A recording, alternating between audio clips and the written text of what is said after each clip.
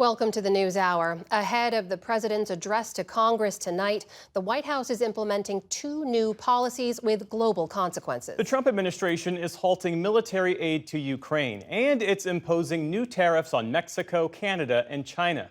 That sparked a wider trade war and sent markets plummeting for a second day in a row. We start tonight with the economic fallout.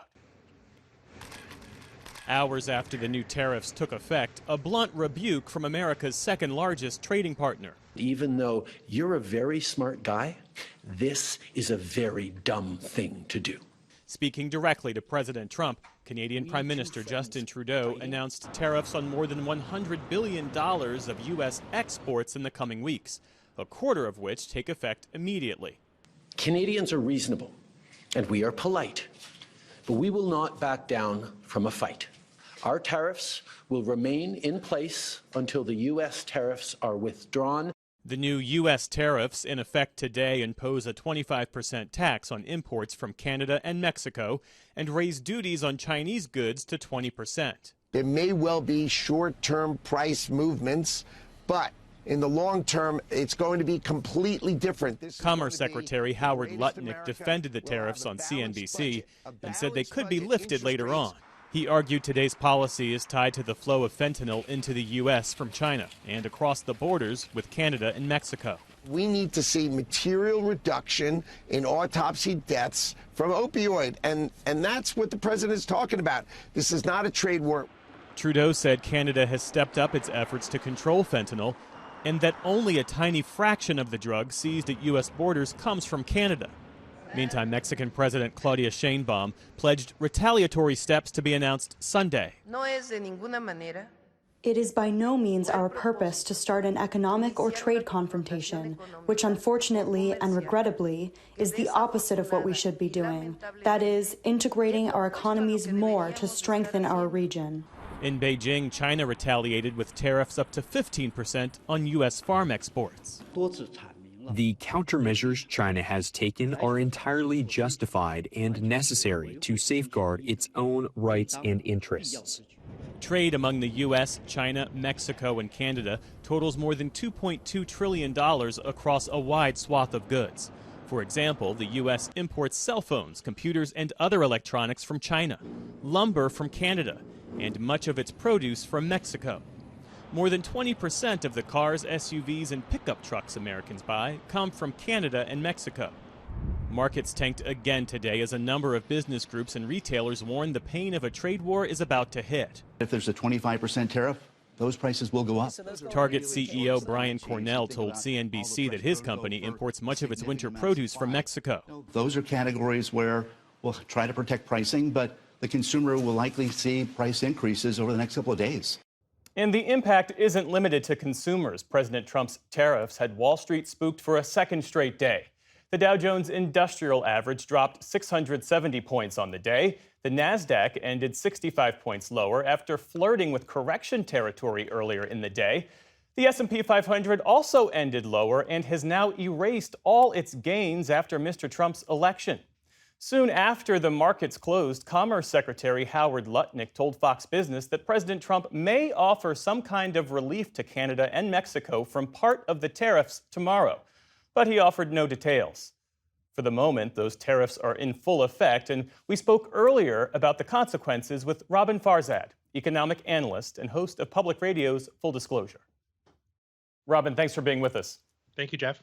So we've got the makings of a potentially devastating trade war. China and Canada will impose their own tariffs on billions of dollars worth of U.S. goods. In response to President Trump's tariffs, Mexico plans to announce new levies soon. Lots of uncertainty being wrought by all of this. What stands out to you? We're living in the essay section of an AP history exam in year 2050? I mean, that's the thing. It's like you can learn from history, and we were only so analogous to the last time the United States slapped the world with so many tariffs and caused a full-throated trade war the way we're seeing right now. But I'm still saying that there's a wait-and-see approach. Certainly the first thing to react, markets. We saw the bond market price in more likelihood of recession. We saw the stock market tumble the last few days. We see retailers, producers, farmers, and the like come out and anecdotally suggest that they're stressed, but it really hasn't had time to hit yet, the true economy, and for consumers to feel it. Yeah, that's the big question right now. What's going to be the impact? Our team spoke with Steve Lamar. He's president and CEO of the American Apparel and Footwear Association. Here's what he had to say.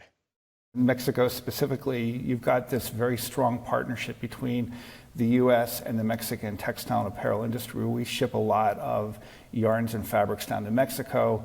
They're converted into garments and they're brought back up to the United States. Of course, our textile industry, they need all the export markets they can get. And when we turn around and create this huge obstacle to that market, we're undermining not only the ability of our industry to create good jobs on both sides of the border, but also for the textile industry, a partner of ours, to create good jobs as well. So he's making the point that the North American economies are so interconnected. I mean, what might be the impact on the average U.S. consumer? Well, there's a false nostalgia. I think Donald Trump, you saw in his press conference, he says there's an easy answer to this. Build it kind of soup to nuts here.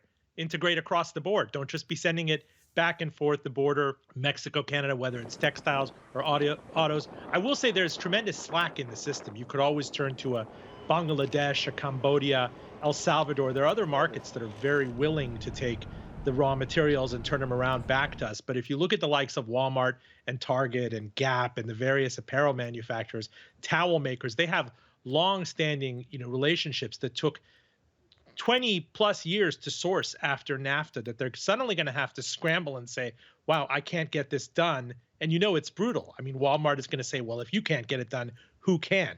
And this is where it becomes self-defeating for us. It ends up hurting our farmers, hurting the ones that churn out the cotton, the hemp, the various other raw materials that go into these textile products, for example. Well, the conservative-leaning Wall Street Journal editorial board has weighed in, and they published an op-ed with the headline, "Trump takes the dumbest tariff plunge." And there's a line in here that stood out to me. It says, "Mr. Trump is volatile, and who knows how long he'll keep the tariffs in place." Wars are easy to start, not so easy to end. How might this end, Robin? It's interesting. It speaks to an old kind of Chamber of Commerce wing of the GOP. You and I have talked about it before, where, at least very quietly, you were grateful for immigrant labor. You were grateful for the gains from trade that you would see, the fact that you could go to a Walmart and buy a $20 DVD player because so much was manufactured in China and abroad. There was always a dividend for the American consumer, which helped the American consumer, build her quality of life, the things that she could afford. And that freed up money for other things. But it points to a kind of a long lost fissure in that party, because very much the business Chamber of Commerce wing has been muted. You're seeing, even with Jamie Dimon, the king of Wall Street, the CEO of JP Morgan, say, you know what, they're going to be tariffs and we got to take it. We got to take this bad medicine. It's not going to be the end of the world. So it'd be curious to see which kind of coalition comes out afterwards and say, well, look, see what you wrought. There's a better way. We've also heard President Trump say that he wants the Fed to cut rates. Do you see a scenario where the Fed would cut rates if these tariffs prove to be a real drag on the economy? I mean, if we shoot ourselves in the foot and push the economy into a recession, then that would helpfully snuff out inflation. And then weakness becomes an unemployment spiking and credit quality deteriorating. And you'd see all sort of worrisome indicators and layoffs and pink slips going out.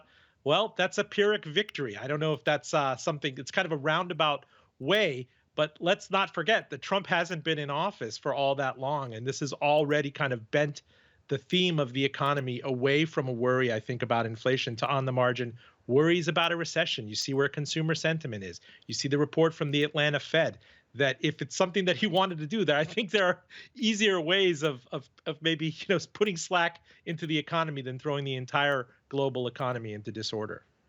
Robin Farzad, host of the podcast Full Disclosure. Thanks for being with us. Thanks, Jeff.